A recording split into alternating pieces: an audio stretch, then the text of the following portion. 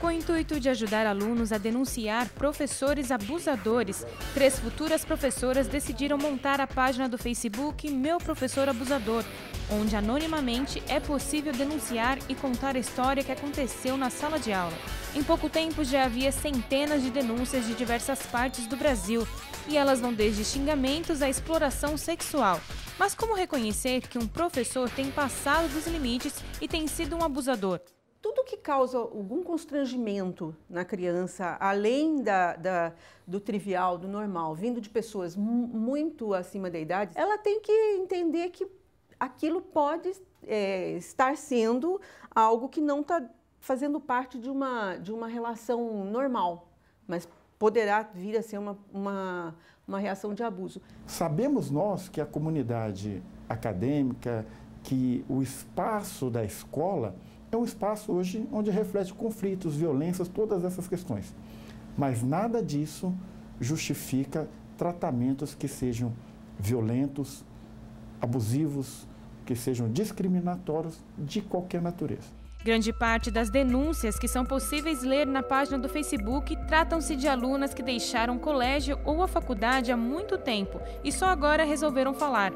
Para a psiquiatra, a falta de denúncias quando ocorre o ato nas escolas dá-se ao medo que os alunos têm de sofrerem represálias. Toda relação que existe uma ascendência nessa relação, uma relação de autoridade, seja de professor, de pai, de tio, de amigo mais velho, em que a criança sinta, né, que existe uma ascendência, muitas vezes ela tem medo de confrontar aquela ascendência.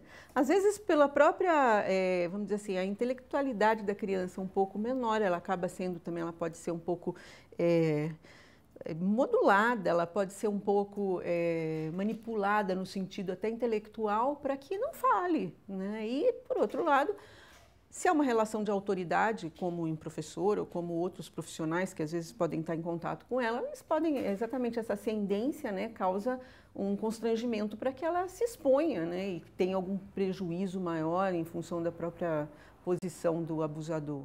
A psiquiatra também fala que qualquer tipo de abuso, seja verbal, psicológico ou físico, acarreta problemas futuros, e ela explica as consequências que um abuso pode causar. Toda a psique, ela acaba sendo comprometida, né? Porque primeiro que vai estimular, às vezes, mais precocemente, uma atividade ou uma função que só seria estimulada muito mais tarde.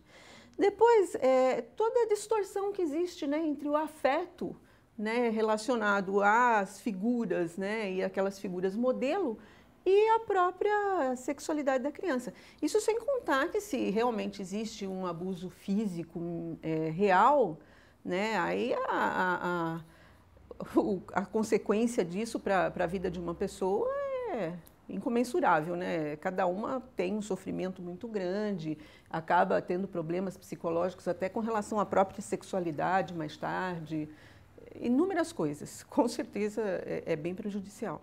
Por isso, todos os especialistas alertam para que qualquer tipo de abuso em sala de aula seja denunciado. Todo tratamento que venha a ferir a dignidade da pessoa humana, ele tem que ser repelido imediatamente, e existem os locais onde a vítima, o ofendido, deve procurar para fazer valer os seus direitos. Temos aí, nesse caso, você pode procurar o Conselho Tutelar, se for menor de idade, pode procurar a Vara da Infância e da Juventude, o Ministério Público e as delegacias de polícia. Porque qualquer criança que tem, ou adolescente que tem o seu direito ameaçado ou violado, ela deve ser protegida pelo sistema de justiça, sistema de garantias. Então, o que se faz? Se instaura um procedimento visando a aplicação de medidas de proteção, que vão desde o encaminhamento aos pais, né, até tratamento médico, psicológico, psiquiátrico, são medidas de proteção. E o explorador, processo penal mesmo, é prisão, e é um crime especialmente tido como grave, né, o crime de estupro e o crime de exploração sexual.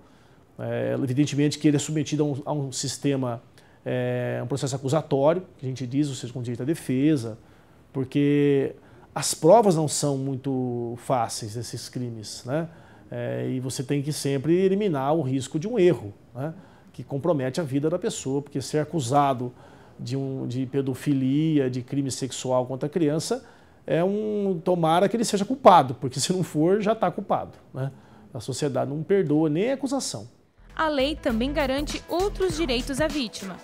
Também existe uma responsabilização civil que também o ofendido ou a vítima pode exigir, tanto do professor como do órgão da escola, né, seja ela particular ou pública, uma indenização por dano moral. Aí seria uma recompensa financeira pelos transtornos que ela sofreu. E para evitar que isso ocorra nas salas de aula, a psiquiatra alerta. A gente sabe que os abusadores muitas vezes são pessoas que estão muito próximas da família, né? Padrastos, tios, primos. Então, essa criança ela tem que entender e você tem que ensinar, você tem que passar para essa criança que ela jamais pode deixar que ela seja manipulada fisicamente, que seja feita negociação com relação a brinquedos, doces, com algum tipo de troca, né? Então, tudo isso se você começar já desde pequenininho orientar a criança, você corre menos risco, né? Não que não corra, mas corre menos risco. Além disso, não deixe de denunciar, pedem os especialistas. Só assim será possível acabar com o problema e impedir que outras crianças passem por isso, e então apagar de vez esse mal.